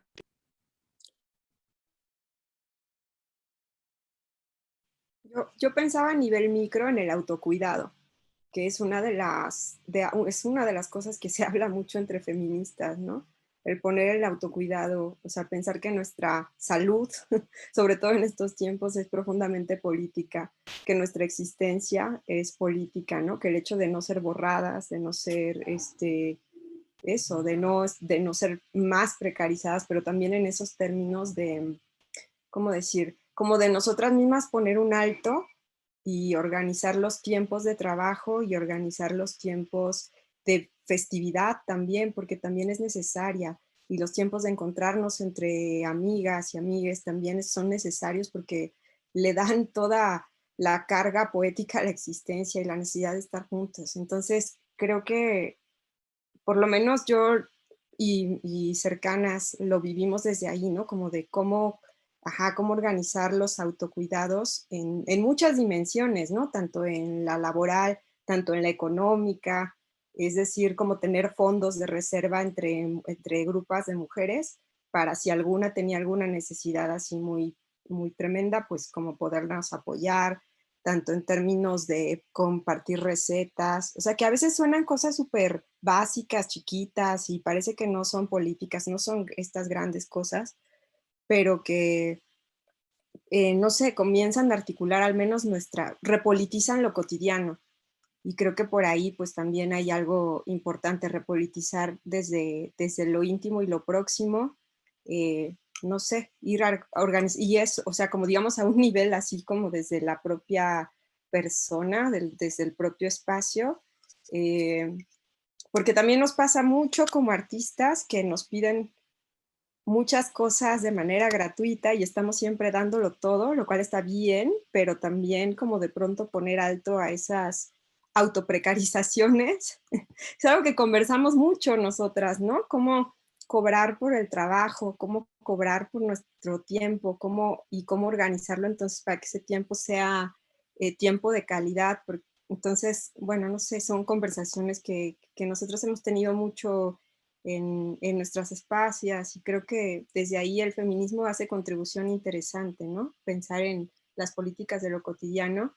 Y luego los otros tiempos más, los tiempos de integrar comunidad y de activarnos, que también sí requieren organización y movilización como un poco más fuerte, pero no sé, creo que están los dos, ¿no? Como a un nivel micro, desde lo cotidiano, desde la construcción del propio bienestar, pero cuando decimos, cuando digo propio no me refiero a que solo me importo yo, sino que cómo se articula lo propio con las compañías, con la familia, ¿no? Con la comunidad. No es como por individualizar, pero sí hay algo ahí que parte desde la vivencia cotidiana, eso, repolitizar lo cotidiano y que luego también se articula con otras grupos. Ya regresó Verónica. Hola, disculpen, se me cortó la luz en el edificio y ahora volvió la luz, pero no internet, pero puse datos, así que un ratito me va a durar.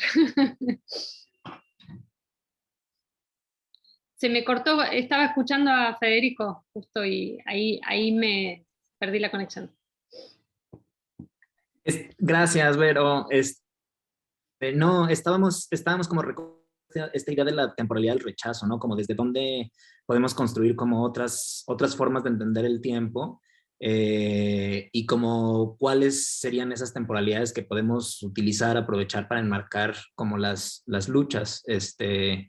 Nada, me quedé como muy interesado en esa idea de cuál es el tiempo, los tiempos, la temporalidad del rechazo y estaba como haciendo esta relación también como con las búsquedas del programa que hemos ido llevando, que empiezan como con esta preocupación acerca de cómo el futuro, la construcción de futuro es pues una retórica artificial, ¿no? que oscurece de alguna manera también las manifestaciones del presente, los saberes ancestrales, las deudas que se tienen con el pasado, etcétera, etcétera, ¿no? Entonces, cómo esta noción de tiempo lineal pues no nos pues impiden de alguna manera la construcción de formas de mundo más justas. Entonces, pues eso, ¿no? Quería como recuperar esta noción de la temporalidad del rechazo y preguntar como desde cuáles son los tiempos desde los que se puede militar, cómo nos organizamos,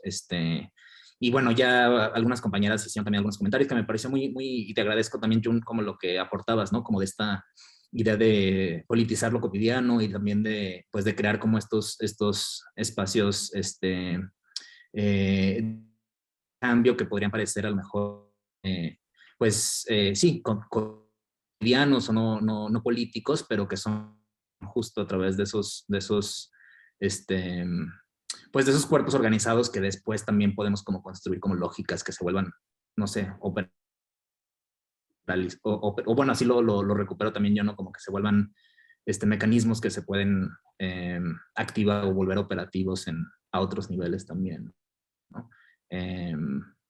Pero bueno, ya pasamos algunas ideas, Verónica, pero sí, más o menos un poquito por ahí vamos. Me parece que está muy bueno, y también eso, cómo conjugar esa idea de temporalidad de rechazo con estas situaciones que planteaba también Flor, por ejemplo, del aislamiento y el sufrimiento psíquico, ¿no? ¿Qué significa rechazar también ese aislamiento como idea de protección? Creo que eso ha sido algo también muy discutido en muchas redes, ¿no? Bueno, cómo nos acompañamos o cómo nos prestamos ayuda mutua en este momento también, porque hay algo de nuestras maneras de pensar como la salud y la provisión de recursos que aisladas y aislades, bueno, sabemos que colapsamos, ¿no? Justamente. Entonces, creo que hay algo también de cómo rechazar esas maneras de cortar vínculo en nombre de la seguridad, que ha sido, me parece, una de las tareas en pandemia, ¿no? Y bueno, y a la vez, hoy creo que salimos también a la ciudad y vemos otras ciudades, ¿no? En cada uno de nuestros lugares, otros paisajes de ciudad, que hay unas marcas de la precarización de estos meses muy intensificadas, muy intensificadas. Y creo que eso también es para repensar, bueno, quién hoy puede movilizarse, quién hoy puede trasladarse, quién va a tener recursos para, ¿no?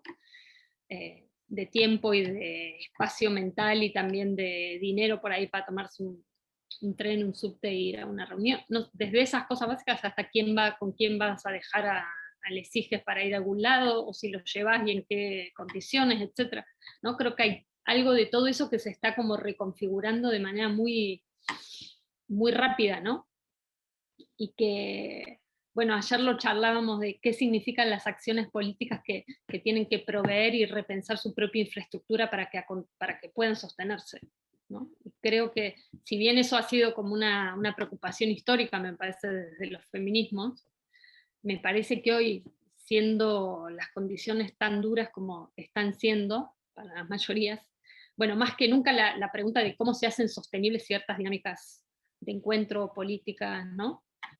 Porque el nivel también de cansancio, de precarización que se ha acelerado en este tiempo, creo que no podemos hacer como que, bueno, se terminó la pandemia, volvemos como al momento anterior, ¿no? Como que hay un tiempo también de registrar todo ese cambio tan abrupto de paisaje, de salir a encontrarnos, que va a ser un trabajo en sí mismo, me parece.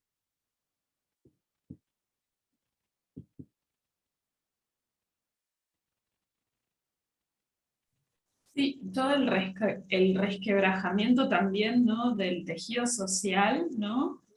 Por esta cuestión del confinamiento y también por la transformación que sufrió el espacio urbano, ¿no? No sé, Sí. esta primera parte del año leí la novela Parábola del Sembrador de Octavia Butler, y es como muy, sí, un imaginario que no, o sea, no está tan distante, ¿no? del que siento que estamos atravesando como de la ciudad como un lugar donde, sí, donde se estalló todo y, digamos, eso de la protección y del cuidado también se repliega a sobrevivir y al poder cuidar como de lo mínimo indispensable, ¿no? Claro que es como una situación ficcional bastante radicalizada en términos de, parece que sucedió una guerra, digamos, pero creo que tal vez la pandemia como también aceleró ese proceso, ¿no? Como de un espacio urbano que tiene un grado de violencia constante, ¿no? Y excesiva para algunos cuerpos y algunas cuerpas, ¿no? Y que tal vez esos cuerpos tal vez no pararon nunca o nunca dejaron de tener que hacer su actividad de supervivencia al mismo tiempo que, digamos, casi sin condiciones, porque de repente también, no sé, otras economías mínimas que también ayudan a subsistir y demás, también pararon, ¿no? Y eso, la sensación es de, no fue solamente la pandemia, ¿no? O sea, la pandemia hizo un clic o un clac o una cosa ahí de quebrar algo que estaba muy a punto, ¿no? Quizá de colapsar también.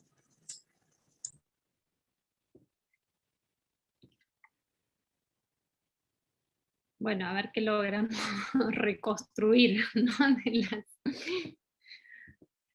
de las redes y encuentros y construir de nuevo. Creo que está claro que hay una experiencia de soledad que es insostenible, ¿no? En muchos sentidos, y que la apuesta a eso que, bueno, que intenta hacerse, ¿no? Soledad y seguridad, bueno, por suerte fracasó bastante, así que tenemos, me parece, otras perspectivas para, bueno, para pensar otras formas, ¿no? de atravesar este momento y de hacer cosas con este supuestamente tiempo de crisis. Pero bueno, ahí estamos. Muchas gracias también por las preguntas, los comentarios, el intercambio. Me parece que queda ahí flotando muchas cosas para seguir pensando. Muchas Gracias a ti, Verónica. Exacto. Muchísimas gracias a ti por tu generosidad, tu tiempo, hablando en tiempo. Y gracias a todos también por estar con nosotros. Creo que salimos todos así como, ¿no? Estuvo muy, muy linda y muy potente esta conversación. Y como hablábamos al principio, es eso, es como bajar al suelo, ¿no? O sea, poner los pies ahí como a caminar otra vez, salir un poco de la zona de la cabeza y poner la energía en otro lugar, ¿no? Y creo que está muy bien y muy importante quedar con el cuerpo en electricidad hoy, ¿no? Así en este momento. Te agradezco mucho, mucho por eso. Bueno, y que tengan muy buen cierre mañana. Ay, muchas gracias. Gracias. Gracias. Gracias a todos. Gracias a todos. Adiós. Gracias a todos.